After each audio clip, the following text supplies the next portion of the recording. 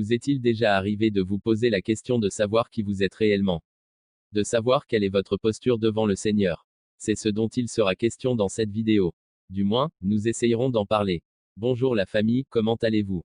J'espère que vous allez bien, et que tout se passe bien pour tout le monde. Bienvenue sur la chaîne Le Zèle du Latéral.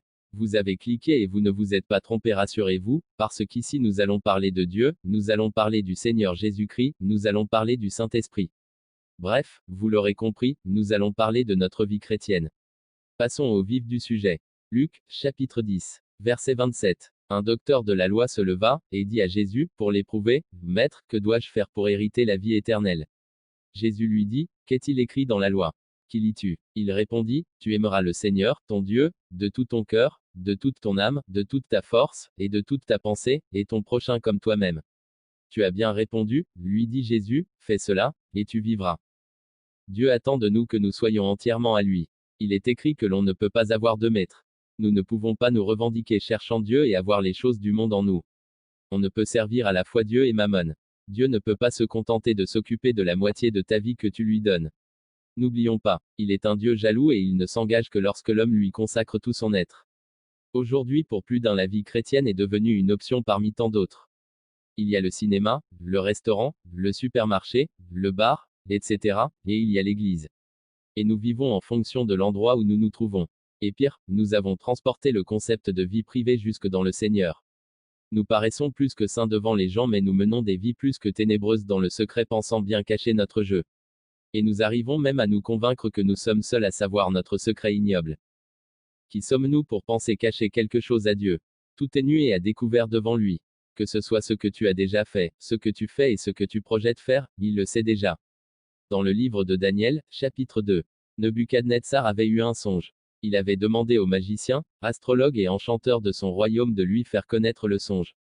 Personne n'y était parvenu, mais Dieu a révélé le songe à Daniel. Si Dieu peut savoir ce qui relève du songe, pourquoi penses-tu que tu peux lui cacher quoi que ce soit? Ne te fait-il pas assez peur? Ressaisis-toi. Ésaïe chapitre 29, verset 15.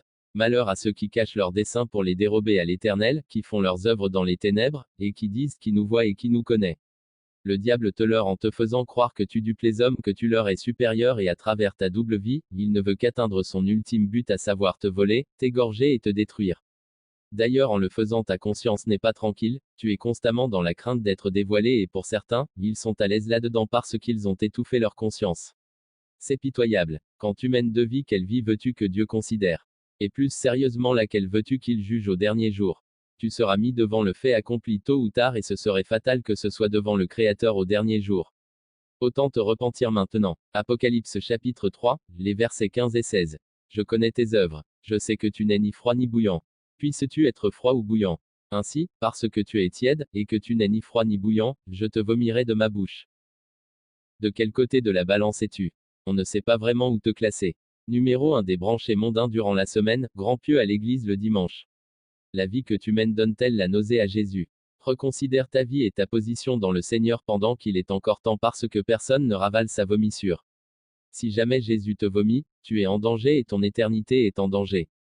Apocalypse chapitre 3, verset 17. Parce que tu dis, je suis riche, je me suis enrichi, et je n'ai besoin de rien, et parce que tu ne sais pas que tu es malheureux, misérable, pauvre, aveugle et nu. Nous pensons être le plus doué des hommes, nous nous voyons supérieurs en les dupant, mais devant le Seigneur nous ne sommes que des insensés et des misérables. À un moment de notre vie, il faut que nous nous posions des questions sur nous-mêmes. Faire un petit bilan de notre vie, et c'est important de savoir qui nous sommes, où nous en sommes. Dieu est compatissant et sa patience est pour que nous revenions à lui, mais il faut que tu prennes la décision de finir avec le monde et le péché. Reviens à ton Dieu. Oui, aujourd'hui même, il t'attend.